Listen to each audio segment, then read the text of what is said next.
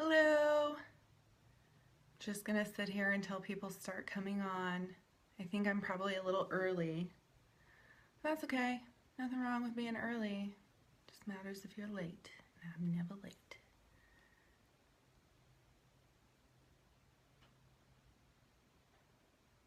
Hey, there's 3 people. Awesome. 10. Okay, cool.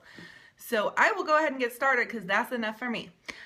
Okay, so first thing I want to do, I have 2 shout outs really quick. To my cousin Jake Munsell, I've tagged him in this video because he did an amazing job on my hair.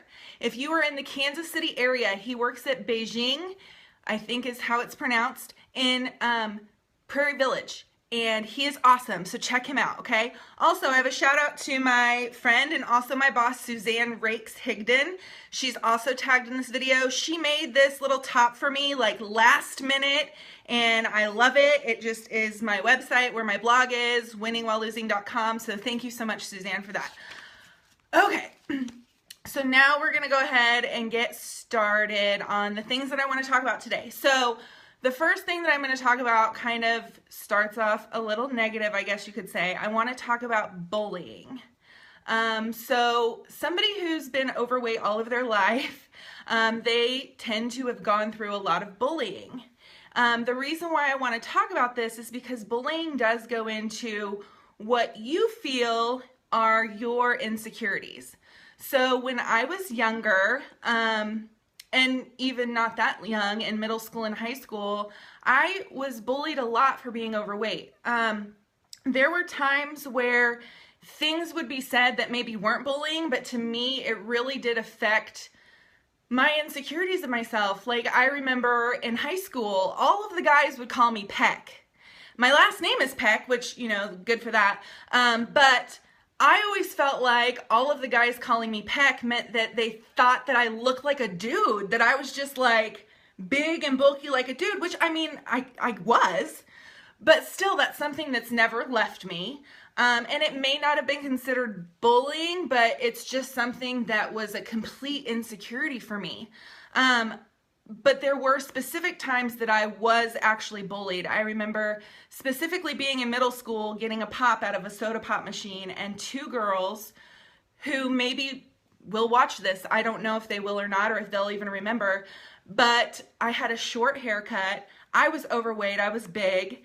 Couldn't really find that many cute clothes in bigger girl styles back then, or sizes back then. So when I was getting my pop out of the pop machine, one of the girls said I must be gay. Now, I have no problems with the gay community. I love them. My best friends, cousins, like, I have a lot of gay people in my life, and I love it. But for me, I'm not gay. And it was something that has still stuck to me, and I'm 35 years old almost. And to have something like that happen in front of a group of people, mind you, I wasn't just by myself, there were a group of people there. To have somebody say something like that to you and make assumptions about who you are personally, such a personal issue that people hide away from for a lot of their life because they're so scared to come out. For somebody to make that misconception about me really affected me.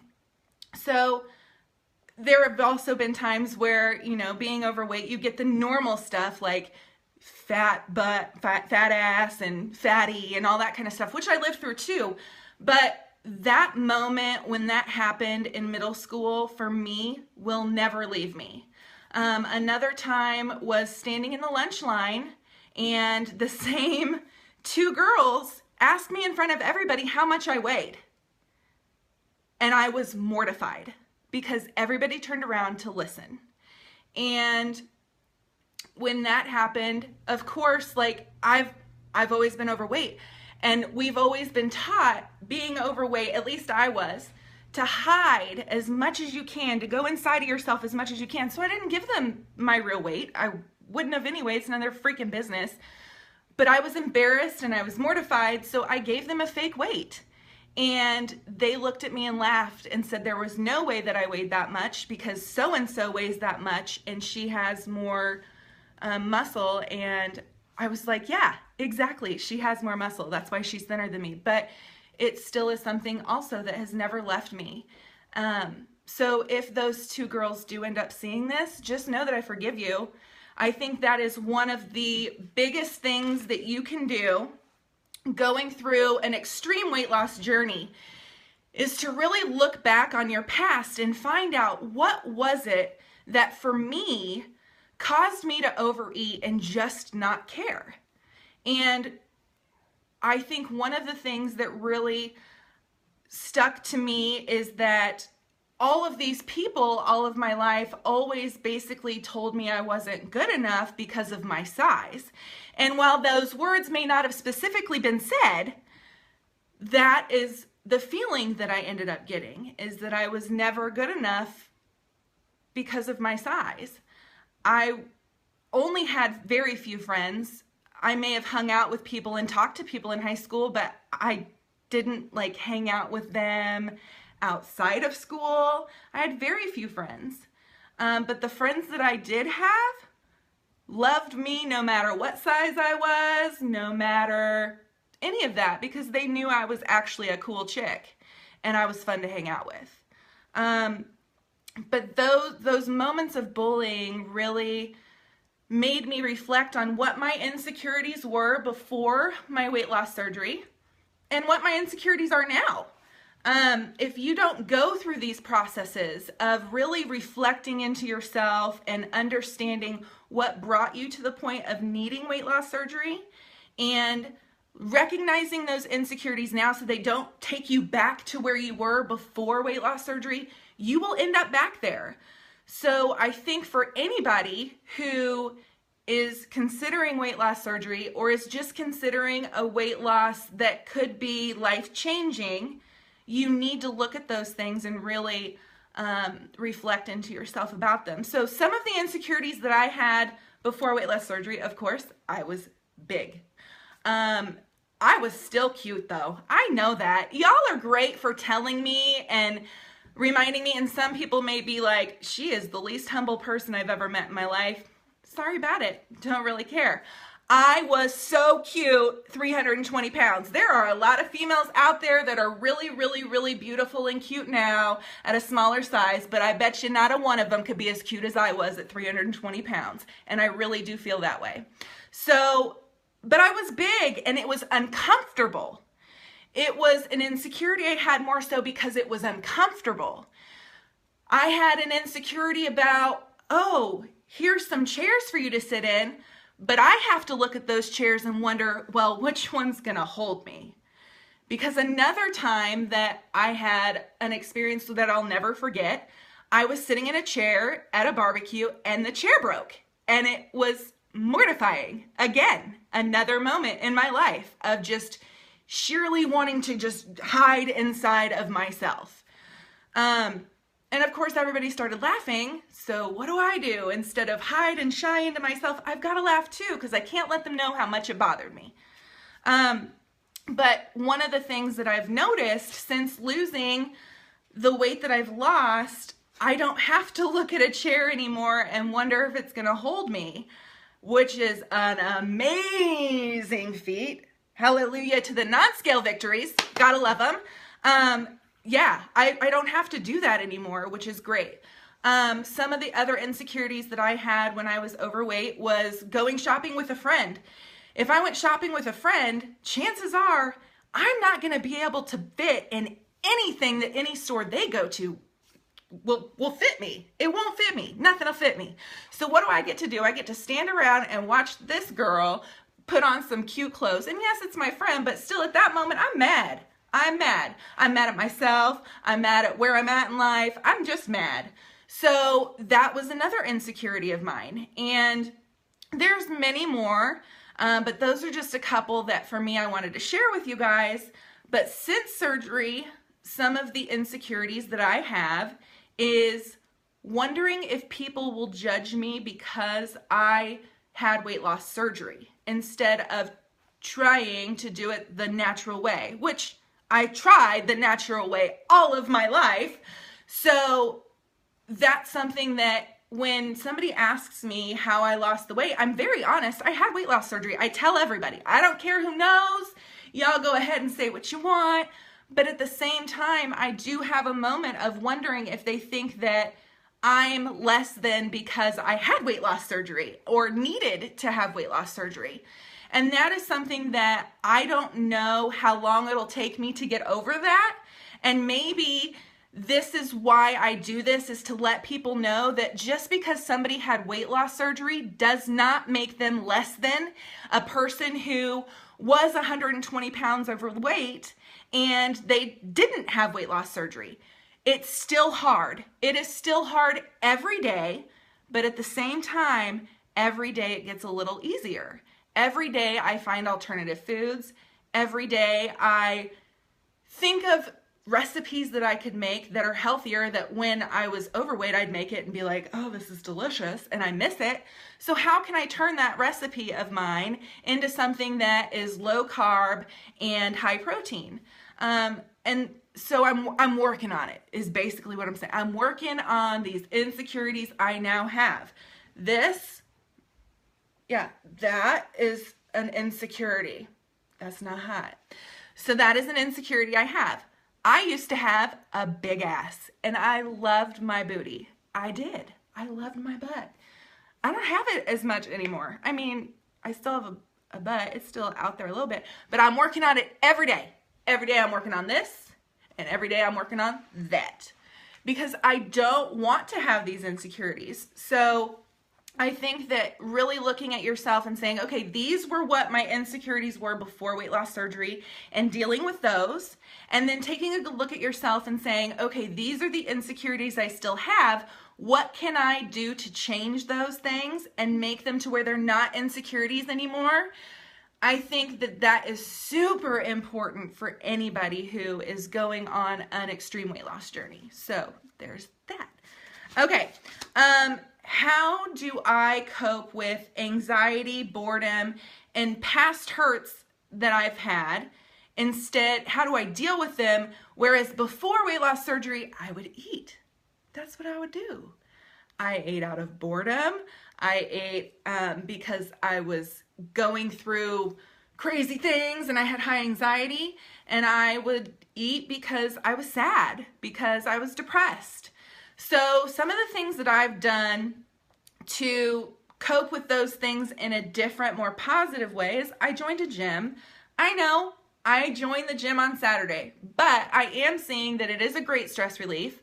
I am seeing that I can think about things in my mind, and if it makes me mad, I do more reps, that's great. You want to do more reps, right? The more reps you do, the better you're going to do for your muscles. So going to the gym has really helped me with that. I also, I work like everybody else does, but I do have another business on the side that I work, so it keeps me from being so bored.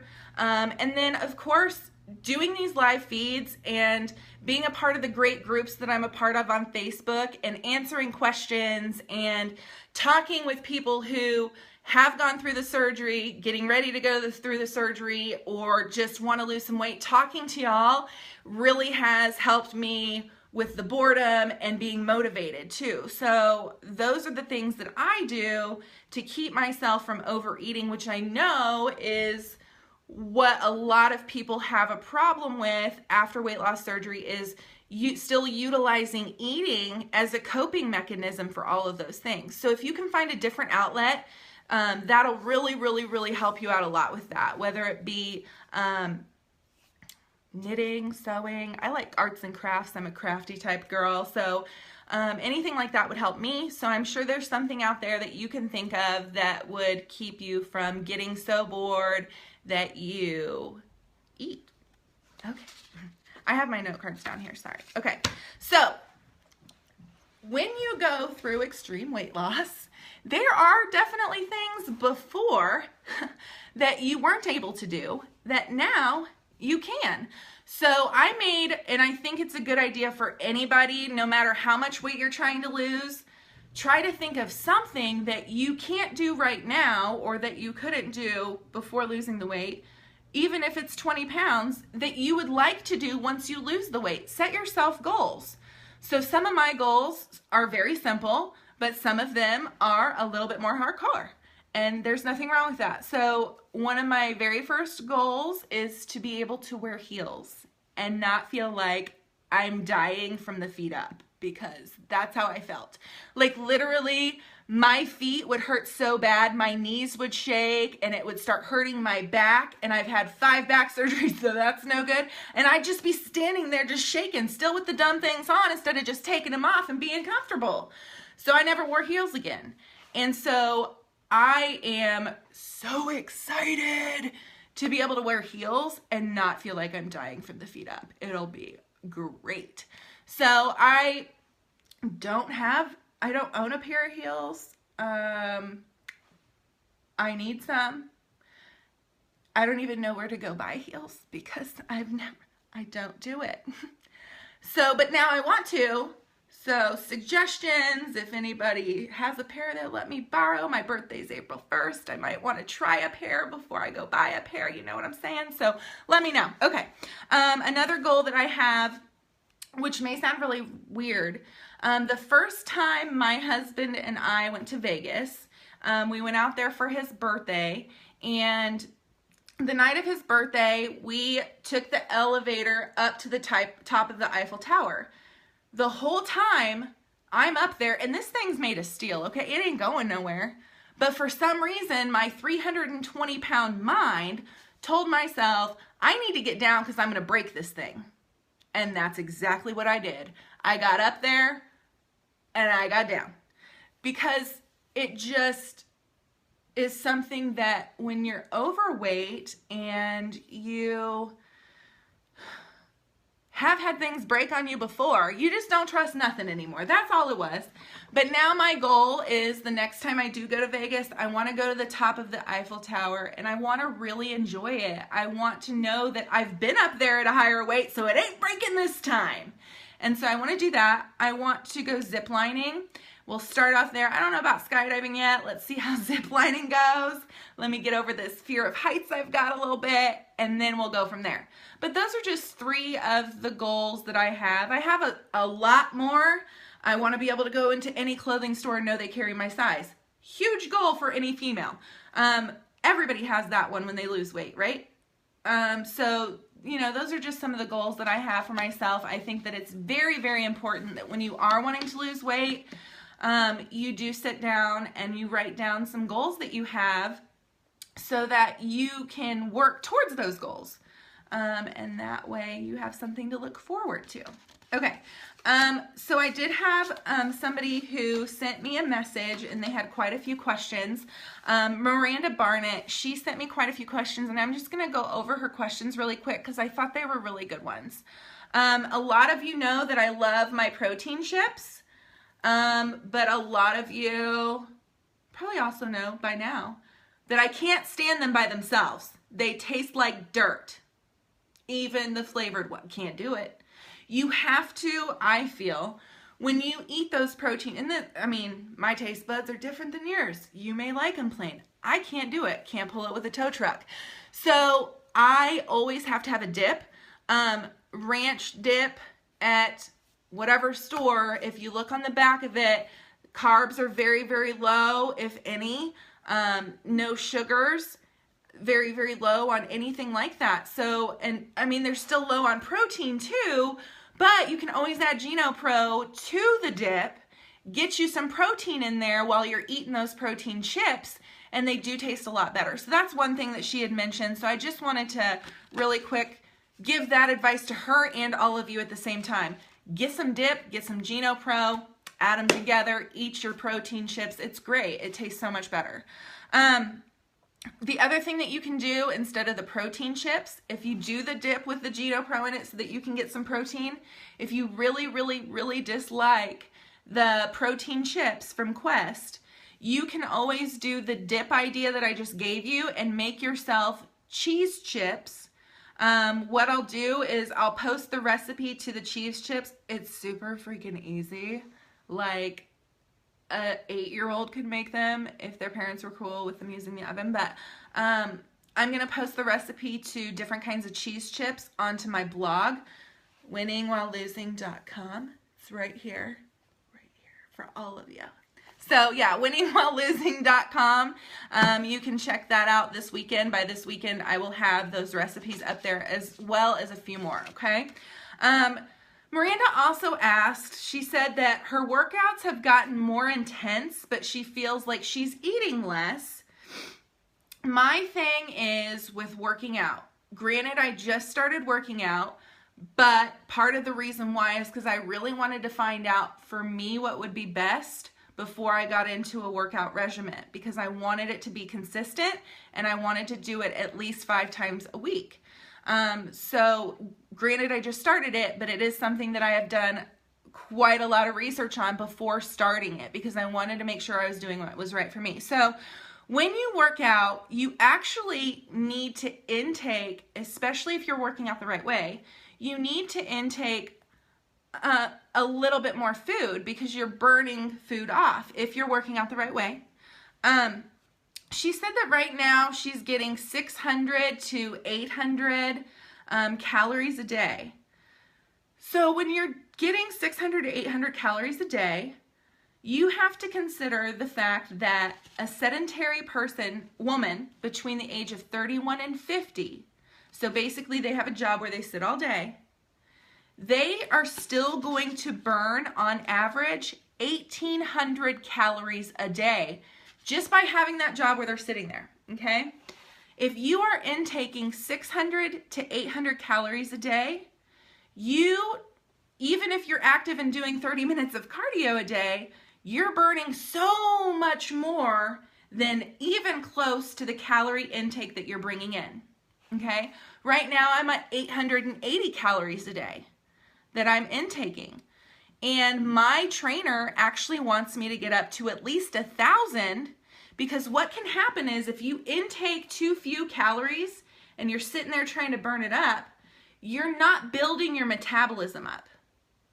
Your body actually shuts your metabolism down in like starvation mode pretty much, because you're working out at such a high intensity, even if it is just cardio for 30 minutes, but you're also burning those 1,800 calories on top of that a day, but you're only intaking 600 to 800.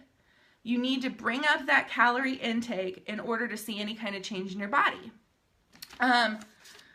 So what is my workout routine?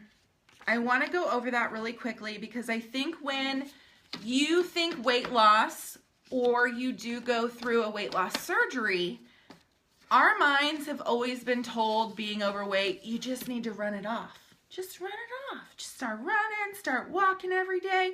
Get you some cardio in. That is absolutely not true. Not true. I only do 10 minutes worth of cardio a day, and it's basically just slow walking just to get my muscles moving a little bit. That's all I do. That's it. I hate cardio. I ain't doing no more cardio than that if I don't have to. But I don't have to, because instead what I do is strength training. So basically I lift weights at very, very, very small weight. So like 20 pounds, maybe 30 or 40, depending on what it is that I'm working on. But I do as many reps as humanly possible for me, okay? So I will sit there and I will do 40 reps of something, and then I'll stop and I'll wait 2 minutes and I'll do it again. I'm strength training, which means I'm building muscle. The importance of that is that with cardio, you only burn calories at cardio when you're doing the cardio. When you stop doing the cardio, you're no longer burning any calories. But when you build muscle and you lift weights, when that muscle builds, you're burning calories even when you're sitting down, even when you're asleep. You're burning calories because your muscles are burning those calories for you. So I talk to your doctor. I ain't a doctor. I ain't a fitness professional. I'm just starting out, but this is what I have learned, what I like, and what even in just 5 days, I feel a difference. I can tell it's working. This is what I do. But I highly suggest that you look into the differences between strength training and cardio and how this one could be a lot better for you, and don't even bother with the cardio. Look into it. Because I know for me, when I was 6 months post-op, I was like, okay, I need to get in the gym. I need to get my cardio on. I need to be running this fat off. And when I really started looking into it, that's not the case at all. I need to be lifting small weights for as many times as I possibly can. And I do it every other day. I think that what I'm going to do is switch it up though, and like Mondays will be arms, Tuesdays will be glutes and abs, Wednesdays will be legs, and then do it, consecutively like that, because like I didn't go to the gym today and I feel awful. I feel awful. So I want to try to be there as much as possible. I think it's good for me. I think it's a good place for me to be, and I would really love to make it to where I don't really have but 1 or 2 days a week that I'm not there. So again, I just really suggest that instead of focusing on a lot of cardio, you go ahead and look at what strength training could actually do for you instead of focusing on the cardio, so that you can be burning calories even while you sleep. All right. Another reason, wait a minute. Oh, I just don't like cardio. That's what I was going to say. See, look, it's right here. I freaking hate cardio. Freaking hate it. So I don't do it. Let's see. Extra skin. She wanted to know, and it's a very valid question. A lot of people, want to know how other people feel about it. Extra skin and stretch marks. A lot of people are insecure about the extra skin. And she wanted to know, how do I feel about tummy tucks and full body lifts? When I first got the surgery done, and even a couple months after that, I was like, oh, I'm totally getting a lower body lift and a boob job. That's what I wanted. And then I was like, ooh, a full body lift, because I could get rid of that. But now that I am working out, and I can tell that there are ways that I can tone this up. It may not ever all go away, but my body will tell a story of where I've been. I mean, it's pretty incredible to lose over 100 pounds, and I don't really mind having the leftovers of my achievement. Now, is that for everybody? No. And who's to say that when I get down to my final weight and I look at myself and I decide differently, so be it. I'm gonna do what I want to do. I really don't care if, that's not right to somebody else. You've got to do what makes you feel good about being you. And if that means that you get a tummy tuck done or a full body lift, girl, do it. Do you. Make yourself happy, and that's what this whole thing is about anyway. We were miserable before surgery, so we had this surgery to help us get to a healthy, happy place. And if getting one more thing done here or there is going to get you in even a better place than that, do it. I might be sitting here with my little bit of skin, and when somebody says to me, ew, that's gross, or I feel them talking about it behind my back, that's when I'm going to go up to them and I'm going to explain to them every single thing I have lived through. Because I have an amazing, amazing story to my journey. And again, other people might be like, she's not humble at all. I don't really care. I know my story and my journey is amazing. And I think that the only thing that could come from this better than me changing myself and my health is to share that journey and that story with y'all. And I appreciate every day that I get messages and I get comments of people telling me that I've inspired them in some way. That just motivates me even more. I mean, come on, who in their right mind to know that they're helping somebody else out wouldn't feel like, oh my gosh, this is the best thing in the world. It truly is the best feeling in the world. So yeah, I mean, share this video. Let other people hear that somebody can go from 5 back surgeries and a cancer diagnosis to losing 106 pounds. And yes, I use surgery, but I feel better every day. Every day. So who cares that I use surgery to do it? Who the freak cares? I'm doing better for myself, which in turn allows me to do better for my friends and family. So, I mean, as far as tummy tucks, let me circle that back around. As far as tummy tucks and full body lifts and stuff, am I going to say no, I'll never have that done? No, because I don't know what I might feel like here in 2 years, 3 years. Is it something that I feel like I'll get within the next 2 years? No.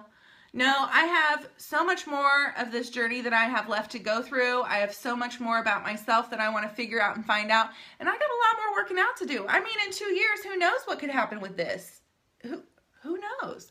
Maybe, ooh, I could be pretty, yeah, it might be awesome. So I may not need it. Who knows? But you do what you feel is best for you. Okay. After surgery, when do I think people see a slowdown in weight loss? So again, I'm not a doctor. I'm not in the medical profession. All I can talk about is what I've heard or seen. I've seen people that say after 6 months, the weight loss really slowed down for them. But I've seen and heard from others who say it was a year.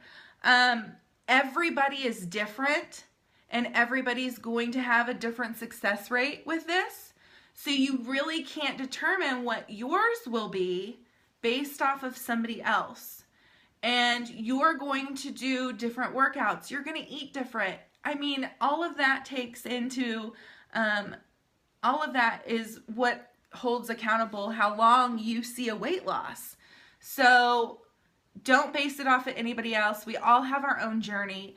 You need to just focus on what you can do to try to prolong your weight loss time frame.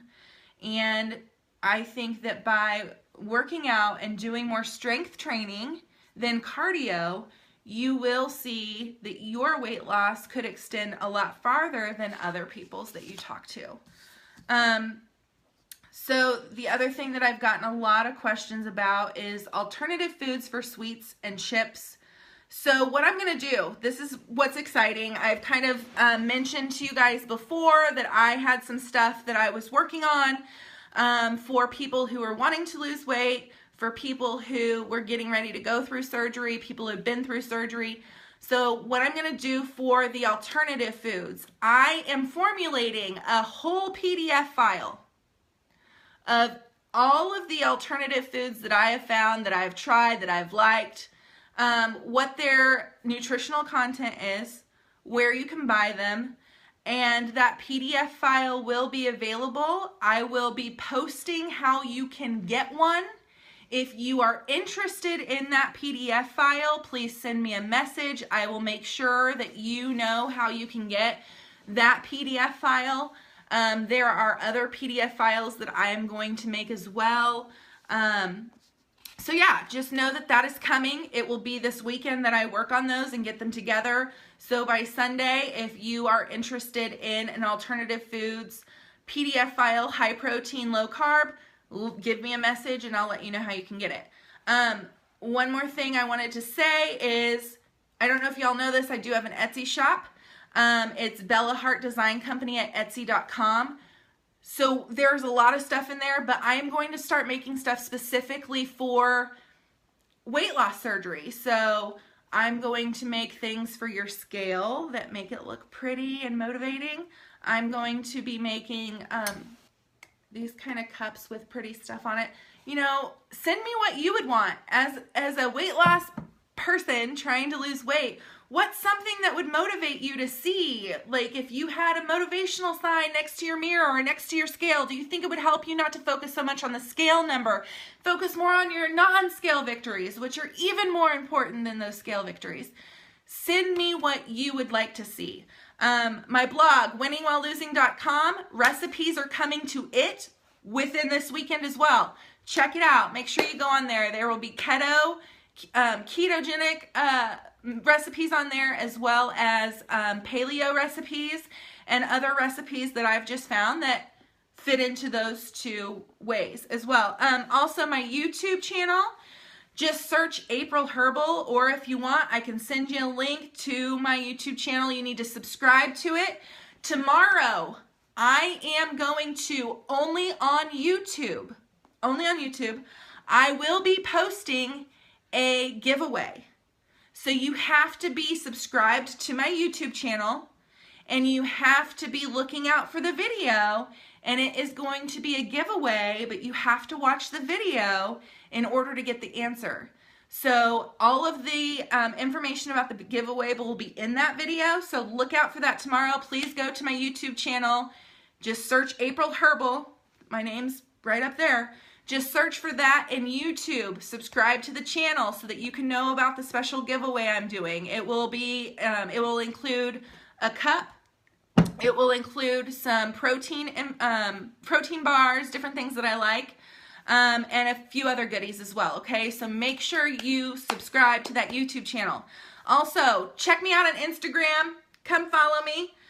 Winning space, wow space, losing space, April. I know it's long. Sorry about it. Winning while losing was already taken. So winning space, wow space, losing space, April. Come follow me. There are a lot of things that I post on my Instagram that I don't post to my Facebook page. So if you'd like to see those things, come follow me. And again, I cannot stress enough how much I appreciate all of you watching my journey. It's just kind of crazy. I mean, I've always known I was awesome, but holy crap, it's amazing. I really, really, really appreciate it more than any of you know. And if you've got questions or anything like that for me, please send them to me, okay? Thanks, y'all. Love y'all. Bye.